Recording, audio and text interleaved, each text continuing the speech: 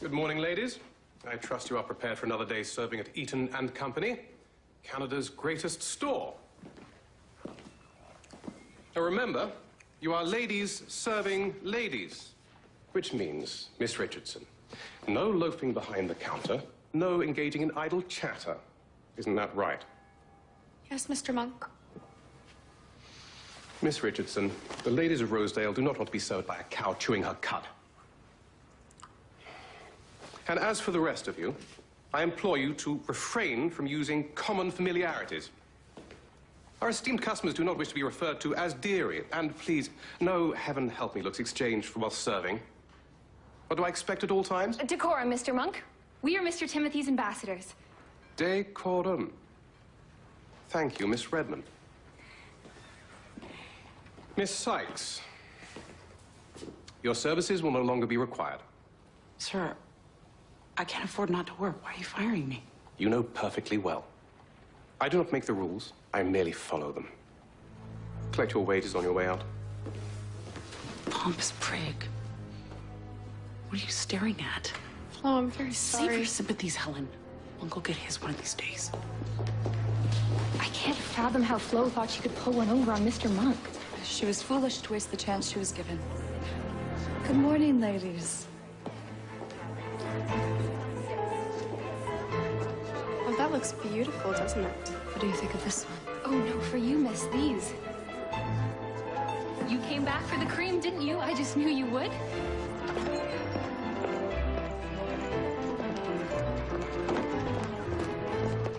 Did you see that Mrs. eyeing the hat pins? She was about to help herself. Till Eva closed the case right smartly. She almost took off her finger.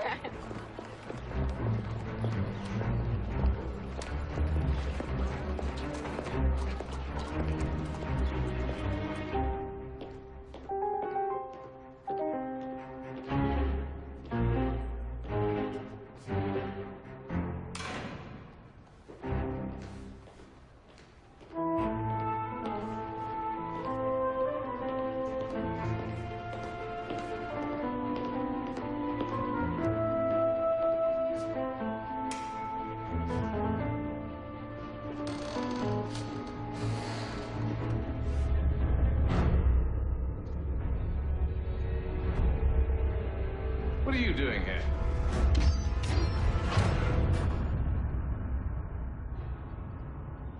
Mr. Preston Monk, sir. He was a manager at the Eaton Company's ladies' wear department. The stock boy found him first thing this morning. George, was this open like this? Yes. That's unusual. The safety mechanism should have prevented that.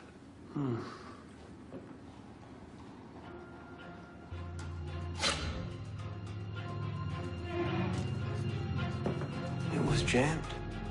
Also unusual. Sabotage. Murder.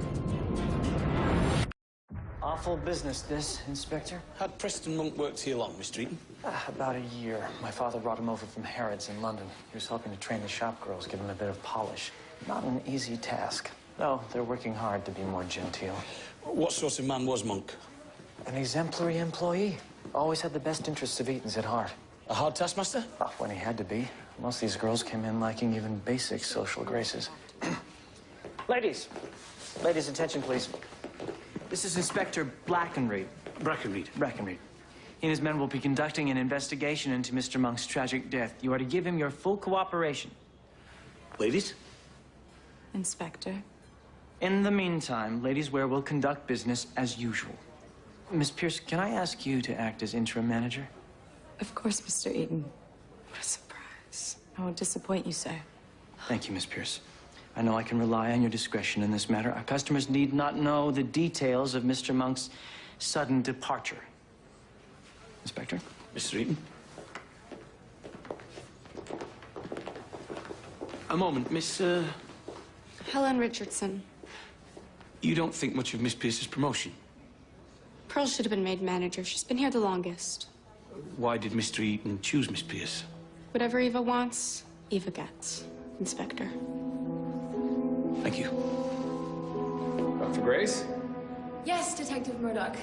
I'm finished here. Can the body be taken to the morgue? Yes. Thank you, Doctor. Can I help you? You are? Jake Barker. Oh, yes. You operate this elevator. Yes. And you also care for its maintenance? Yes, every night. I'm curious then, but perhaps you can tell me why I found the safety mechanism to be jammed. Monk. He could never leave the thing alone. Complained it made a racket, disturbed his precious customers. I told him not to go messing with it. So you believe Mr. Monk opened the gate? He always thought that he knew better than all of us. Does anyone else operate this elevator? No, sir, just me. I can't believe Mr. Monk's dead. It's so very horrible. So Mr. Monk was in the habit of checking the department before he left? Seems he's turned out the lights for the last time. You're taking his untimely death rather calmly, miss. I don't cry easily, sir. But when I do, it's private. Certainly Mr. Monk wouldn't approve of the public displays. Nevertheless, Miss Pierce, you may need this. You must have quite a collection of handkerchiefs, handing them to every woman in distress.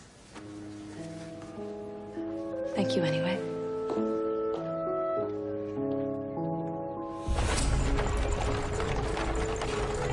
Are you sure you don't want to read these before they go to Darcy's lawyer? I'm quite sure. It's not every day you're named co-respondent in a divorce proceeding. It's your last chance. Dr. Ogden! Dr. Grace. How fortuitous. I was about to share my results with Detective Murdoch. Why don't you join us? I'd be delighted. Multiple contusions, largely to the left side of his torso, which received the brunt of the impact. His left arm was broken in 2 places, his hip and left ankle badly fractured. And this. May I, Dr. Grace? Please. Most unusual wound. I noted that. Whatever he came into contact with had a very specific shape. Have you a time of death, Doctor? Considering rigor mortis, somewhere between 6 and 8 p.m. Very good. This has been an illuminating visit, but I must go. Do you miss the morgue, Dr. Ogden? I can't honestly say that I do. And I'm so happy to see it in such capable hands. I'll leave you both to your corpse.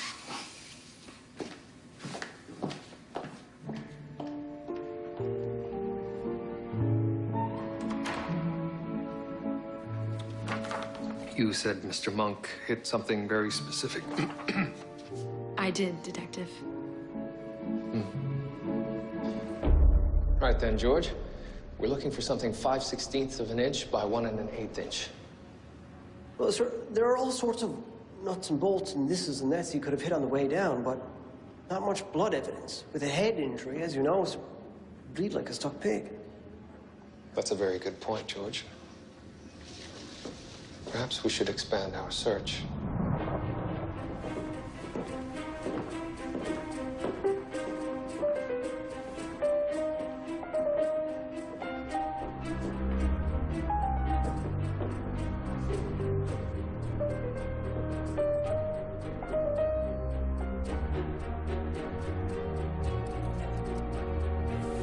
George? Sir.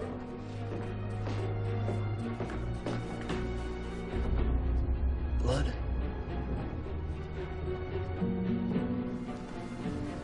Monk was killed here by a blow to the head, then thrown down the elevator shaft. An attempt to make it look like an accident. Seal off the area. Sir. I'm just a working girl trying to hold down a job. I don't know anything about any murder. How long have you worked for Mr. Monk? 4 months. 4 long months. What do you mean? He has these ways. He wanted us to become ladies, and I tried as hard as I could, but he always found fault. And did he treat all of the girls the same way? All except Eva. I'm sorry? Eva Pierce. I'd never be like Miss Perfect Pierce. Her flaunting herself the way she does. Well, then you must be relieved that Mr. Monk is no longer alive to torment you. I lived in fear that he'd let me go, but I didn't kill him. I wouldn't go near that elevator. It scares me to death, that thing. I see. Where were you last night between 6 and 8? I went home. There's 6 of us there. I look after the youngsters when Ma'am works the night shift. Thank you. Between 6 and 8? I was out with the girls. I understand Mr. Monk was demanding, sometimes even demeaning. Did you find him to be so? I appreciated what he was trying to do for us. Mr. Monk was raising us up, teaching us better ways of talking, manners and such. He told me I had potential if I was more like Eva, but no one's like Eva.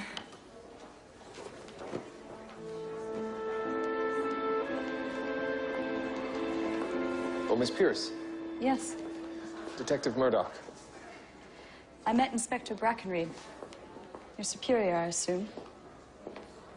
Yes, yes, he is. He seems an affable sort. I don't know how we can help you, Detective. None of us would kill Mr. Monk. If you're looking for a suspect, Mr. Eaton can supply you with a list of employees Mr. Monk dismissed. And may I ask where you were last evening between 6 and 8? Do I need an alibi? It's just a routine question. I've watched you, Detective. You seem anything but routine. If you could please answer the question. I was with Pearl and the other girls. We arranged to have a consoling gin with Florence Sykes. And what was her mood last night? I don't know. She never showed up.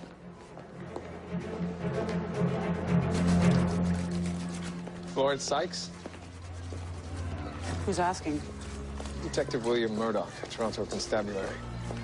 You were let go from the Eaton's department store, yes? When did that become a crime? It's not, but murder is. Mr. Monk was killed last night. Oh, God. Miss Sykes, why were you dismissed? I tried to stop him, really, I did. Stop whom? My husband, Jim. It's against Eaton Company policy to hire married women, so he fired me. And your husband found out about it? He stormed off to give Monk a piece of his mind. I tried to stop him. Where might I find Mr. Sykes? Mr. Sykes? Mr. Sykes? Yeah? What business did you have with Preston Monk last night? Who the blazes are you?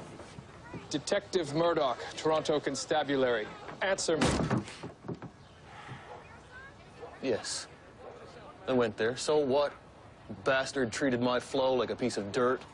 He dismissed your wife, so you killed him. What do you mean? Preston Monk was murdered last night. I didn't do anything. You deny being there? No. I went there, all right. Ready to do him harm, and I saw another man with him, a big man. Couldn't take on both of them. What time was this? Between 6 and 7. I can't be right sure. Right, Mr. Sykes, come with me. I didn't do anything. Then you have nothing to worry about, do you?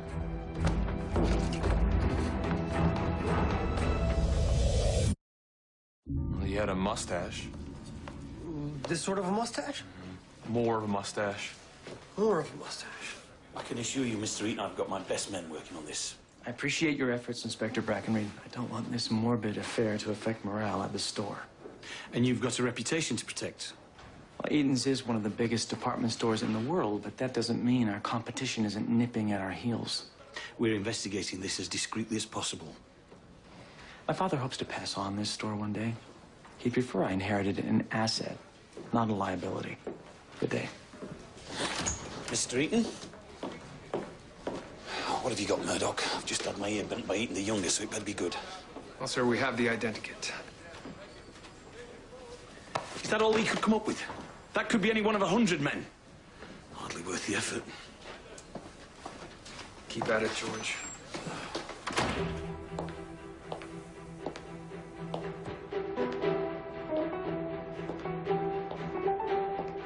Are you quite ready? Yes, Eva. I am to be referred to as Miss Pierce. Sorry. Miss Pierce. Ladies, we can improve our sales by following a few simple tips. Remember to flatter your customers. They want to hear how fetching they will look in their new tea gown. And touch the dress as you talk. The garment will seem more alluring. Detective Murdoch. Good day, Miss Pierce. Ladies. And how can we help the constabulary today? I wonder if any of you has seen this man before. Anyone? What is a stock boy doing, presuming to be on the floor? Pearl, send him away. Customers are about to arrive. Come on, Mr. Barker, let's go. How about you? I've never seen him. We'll talk about this later. I've talked to you later.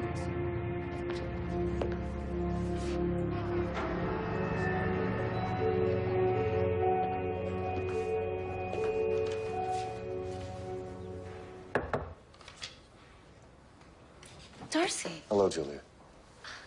Am I interrupting? Received these from my lawyer. It's all very, thorough. I'm sorry it's such a tawdry business, Darcy. I know this isn't easy for you.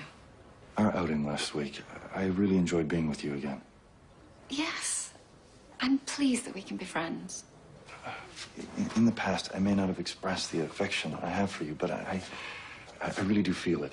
And if you could give me another chance. We've decided, Darcy. I'm not ready to let you go, Julia.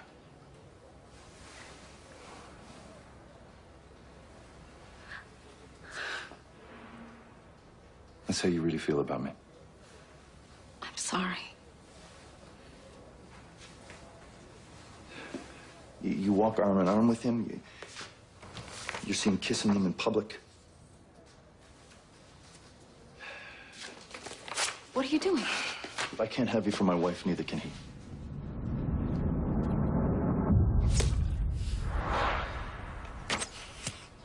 Julia, is everything all right? I'm perfectly fine. I thoroughly enjoy being stifled in this cocoon. What do you mean?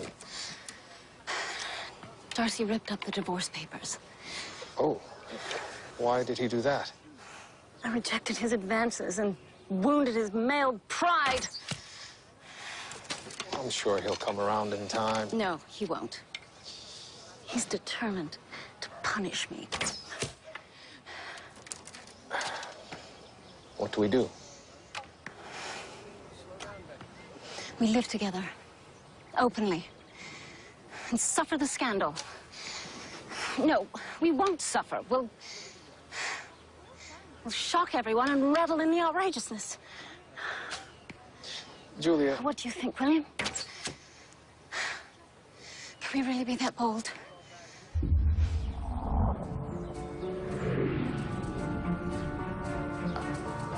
I have to go. Sir, I collected the pinch bar as you requested. Very good. You may want to begin with this one, sir. It's from the ladies' wear stockroom. Right. Can you fetch my ultraviolet light, please?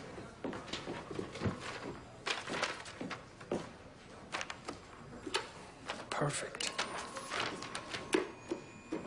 Could you switch off the lights, please?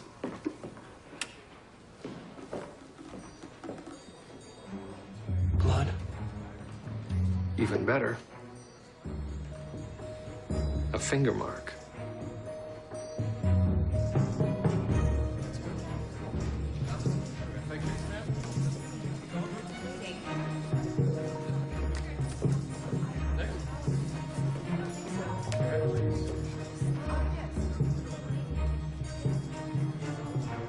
I hope this will wash off, Constable. It was just printing ink, Miss Redmond. But how will printing ink help find the murderer?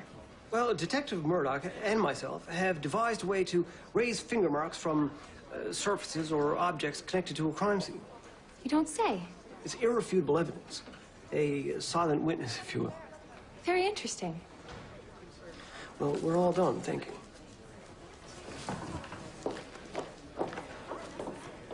You're very knowledgeable, Constable.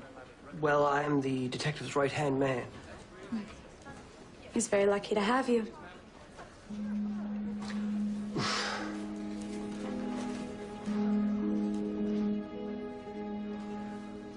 This idea of a store that sells everything you need under one roof is quite clever, isn't it, sir? I mean, you could buy a ham, a hammock, and a hammer all without getting wet. If it was raining, I suppose. Although if it were raining, you would probably be disinclined to buy a hammock. It would be better... Sir? What is it, George? A match.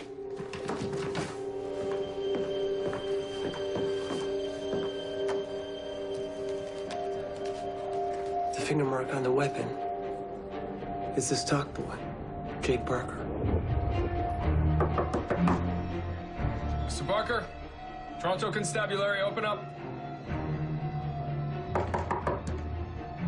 Right, George, have at it. We're too late.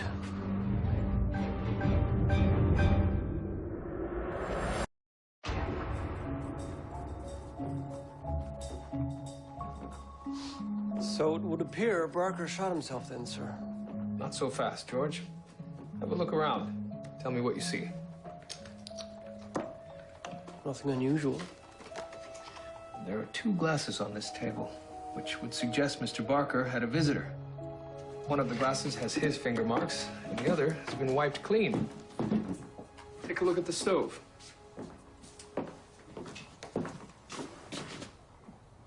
Ash. It's been used recently. And yet the last 2 nights were quite hot. Strange inconsistencies. Exactly. Bloody hell. Sir, it would appear he shot himself. I can see that, Crabtree. So Barker kills Monk and then offs himself. I'll go and tell Mr. Eaton the case is closed. Inspector, I said it would appear he shot himself. What are you talking about? Notice the 2 glasses on the table, sir. One covered in Barker's finger marks. The other, none at all. Which would suggest that somebody else was here. Somebody who did not want their identity revealed. He still shot himself. He's holding the bloody gun. Actually, sir, I believe someone else shot Barker and placed the gun in his hand. My thinking as well, Detective. In fact, it is my thinking. That's enough thinking from you, Crabtree. Don't push it. So what's the connection between Barker and Monk? Who's got a grievance with both of them? Perhaps our mystery man who was with Monk also paid Mr. Barker a visit. Unfortunately, Mr. Sykes doesn't seem to remember him. Right. Well, let's go and see if we can't awaken Mr. Sykes' senses, shall we? It's a bit early for a drink. And how can I help Toronto's fine constabulary? Is this the man you saw with Monk? No, he was older than that. And what else? I described him as best I could. Describe him better. I told you all I know. He was in the office, spouting off, pointing at Monk with his big fat cigar. Hey, get yourself a job and stop having a missus do your duty.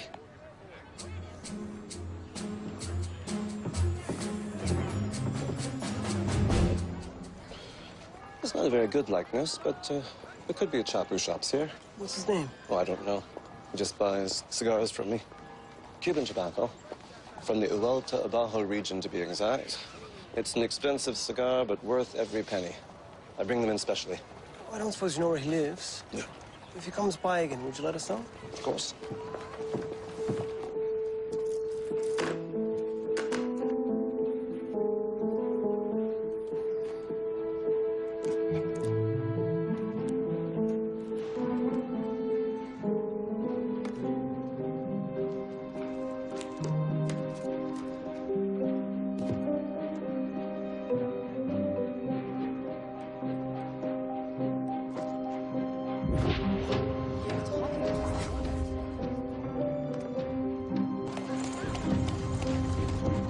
I didn't know Jake Barker very well.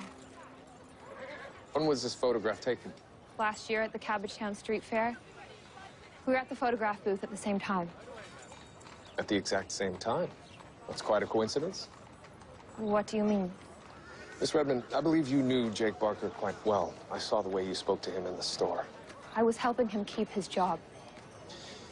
Miss Redmond, if you are withholding information, that's obstruction of a murder investigation.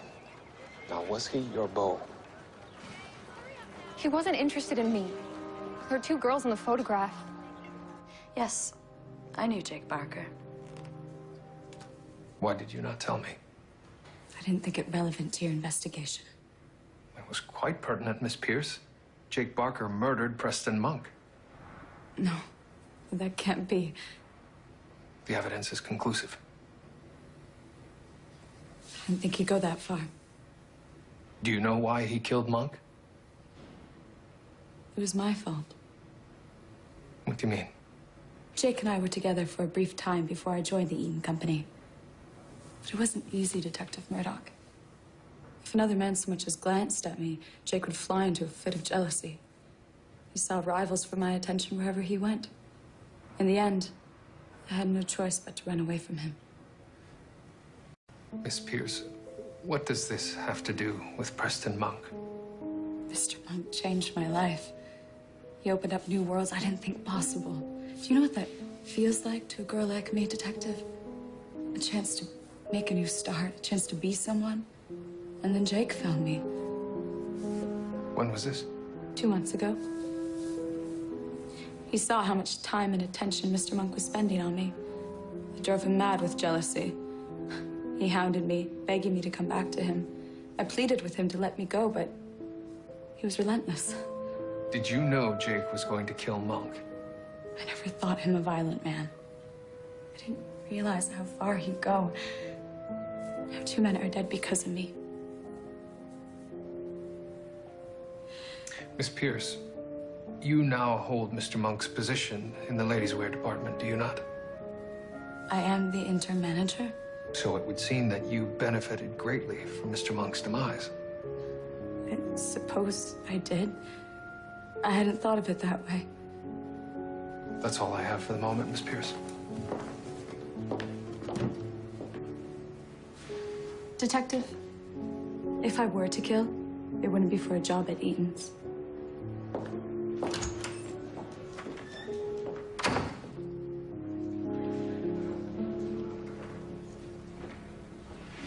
I just don't see her as a murderer. I'm not sure she is, sir.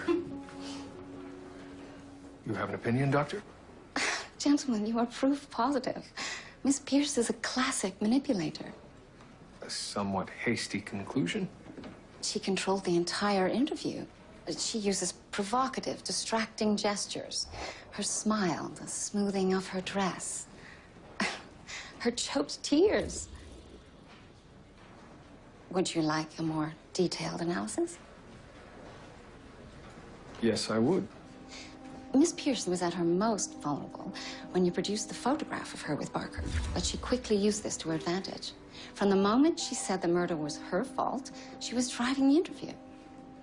But I was asking the questions. Which she used to cleverly portray herself as the victim, changing the rhythm of the interview, holding you in her gaze.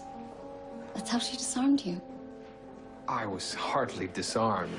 Dr. Ogden has got a point, Murdoch. I felt it myself when I met Miss Pierce. She looked at me as she said... Inspector? Like I was someone she wanted to remember.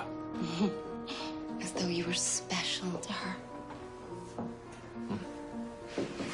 Oh, it would appear you aren't the only one, sir. John Craig Eaton, heir to the Eaton family fortune.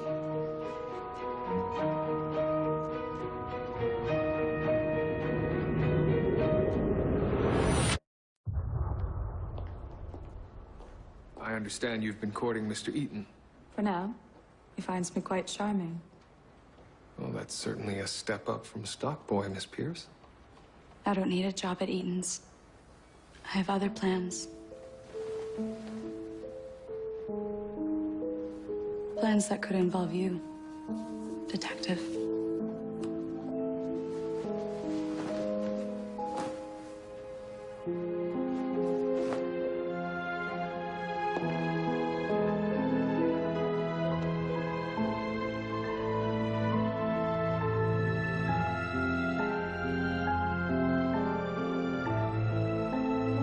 Did you desire her?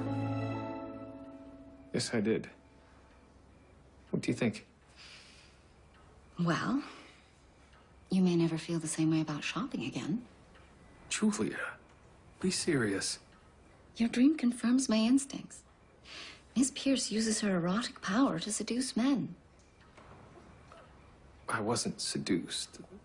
Consciously, you were impervious. But Miss Pierce invaded your subconscious and emerged in your dreams. What do you mean? She's a siren of some sort? No. But Dr. Freud suggests we are all ruled by our sexual urges, consciously or unconsciously.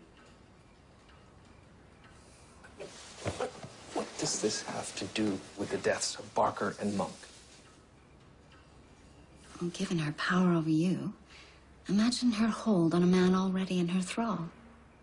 Are you saying she enticed Barker into killing Monk? Quite possibly. She told me that she wouldn't kill for Monk's job. So why would Eva Pierce want Preston Monk dead? Mr. Bennett, we got your message? Oh, you missed your man. He picked up his cigars not 5 minutes ago. Did you see which way he went? Towards the Queen's Hotel. Thank you.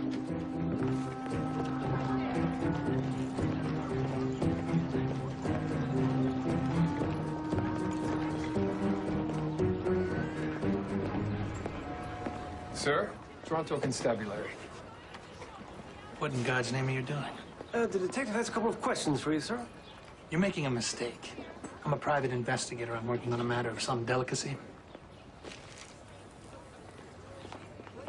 Thank you for calling attention to me. What is your name? Gerald Biskind. Mr. Biskind, did you have a meeting with a Preston Monk on Monday last? Yes, I did. He had me looking into one of his shop girls.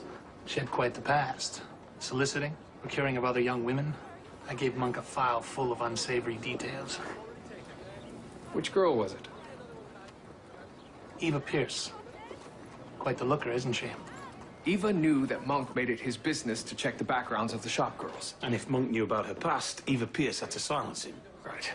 He would ruin her chances of marrying into the Eaton family. She had the motive? And the patsy to do it for her. So when she saw Biskind arrive that evening with a file in hand, she put two and two together. He was working for Monk. But then, sir, we didn't find anything at Monk's office. Barker burned the file. The ashes in the fireplace. Exactly. So, Murdoch, how are you going to prove she was involved? Dr. Grace, have you toxicology results on Jake Barker's postmortem? I did discover something. Let me guess. Large amounts of a sedative. Exactly, Detective. Laudanum, to be precise. He was so sedated at the time of his death, he couldn't have held a gun, let alone pulled a trigger. He was definitely murdered.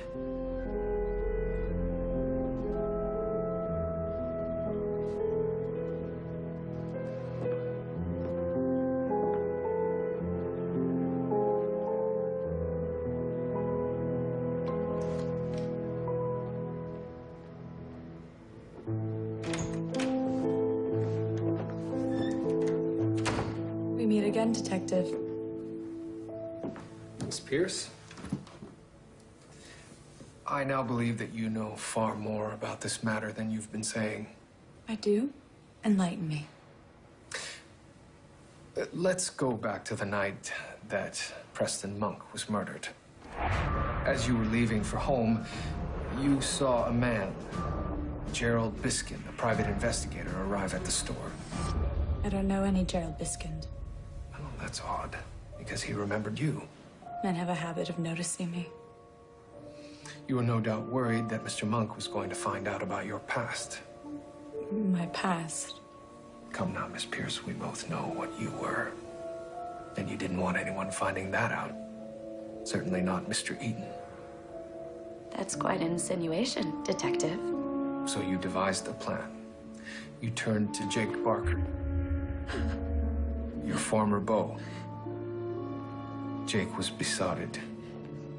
He would do anything to earn your favors. You told him that Monk was out to destroy you and had to be stopped. What to do? I need help. Oh, it's going to be okay. Just... Will you help me?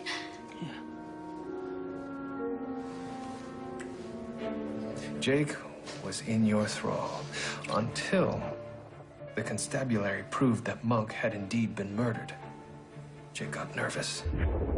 He came looking for you. And that's when you realized that he was becoming a liability. And you had to kill him. I did no such thing. The two of you met at Barker's room. You had drinks, like old times.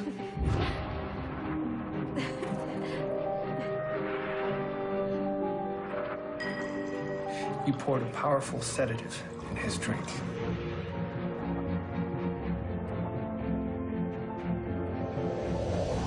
He didn't feel a thing, did he?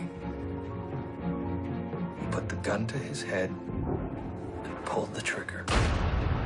Then wiped everything that you had touched clean, as if you'd never been there. You knew about finger mark evidence because you had overheard Constable Crabtree's helpful information. You killed Jake Barker, Miss Pierce.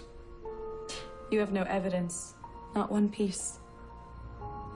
I fully intend to prove your guilt. Take your time, Detective. Constable. Miss Pierce will wait for me in the cells. You have no right. In the cells. That's where we put your kind.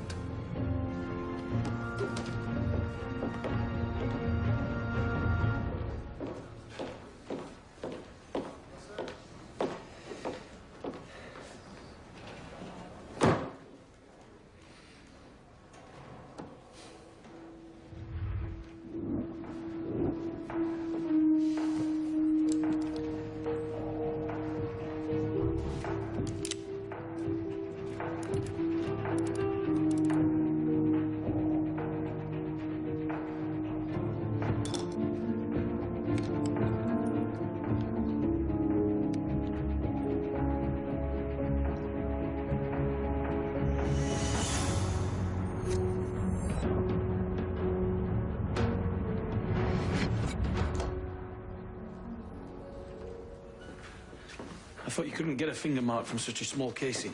I didn't get a whole finger mark, sir, just part of the outer rim. That's not a part, that's a piece of a part. Even if I can match just a part of one. Then we've got her.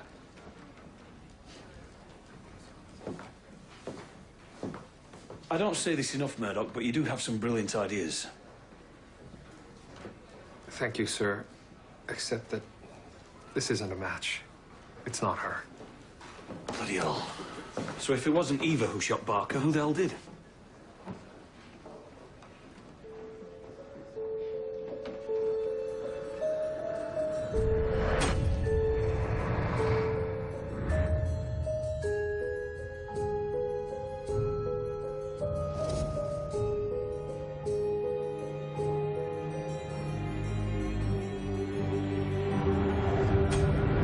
He was your beau, Miss Redmond. And she stole him from you. Eva has a way of getting everything she wants. But you figured it out. You realized that Eva persuaded Jake to kill Monk. She seduced him, promising they'd be together again. He was a fool to believe her. She had her sights set higher than the stock boy. I gave him a chance. I told him I wouldn't tell a soul what he'd done if he came back to me. He just laughed at me. And that's when you decided to kill him. And to frame Eva for the murder. It was just desserts for what they did to Mr. Monk. And to you, Miss Redmond.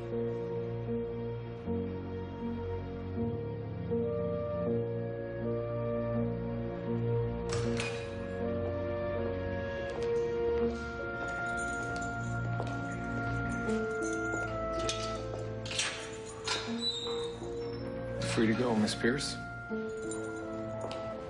I told the detective everything Jake said. How you put him up to killing Mr. Monk. Words from a dead man carry very little weight. Am I right, Detective? You won't get away with it, Eva. I don't know what you're talking about.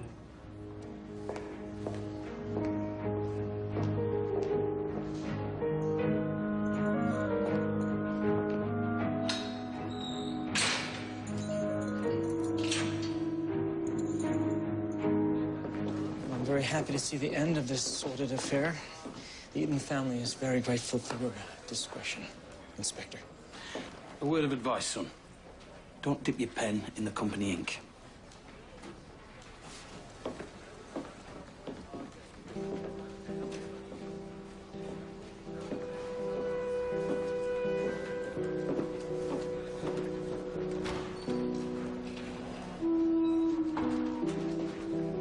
if she gets to walk away, Murdoch? Even though she was the cause of all this? I'm afraid so. You've got to give it to her. She's a survivor.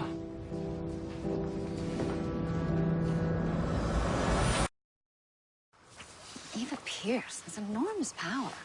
Even you were attracted to her. It was a fleeting moment, Julia. The man throws away his life for a woman, even kills for her. He wants her that much. Apparently. What about me, William? Have I asked too much of you with my modest proposal? You are so lovely to me, Julia. But we can only truly be together if we're married. I won't compromise you. Probably not the answer you wanted to hear. But you have principles. Yes, I do. And if you went against them, you wouldn't be the man I want to marry. Really? Don't be silly. If anything, this makes me love you more.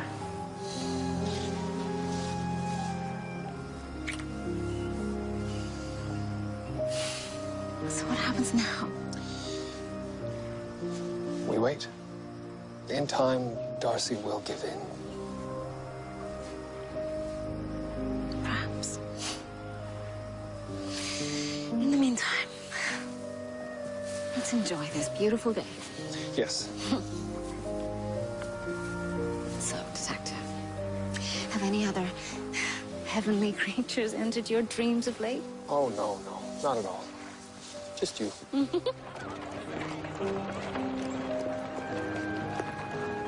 Excuse me, miss. You dropped this. Oh, thank you. Is everything all right? Yes. No. My sweetheart left me. I would say that man's a fool. You are too kind, sir. May I interest you in a cup of tea? Yes. That would be lovely. Next Monday on Murdoch. Police!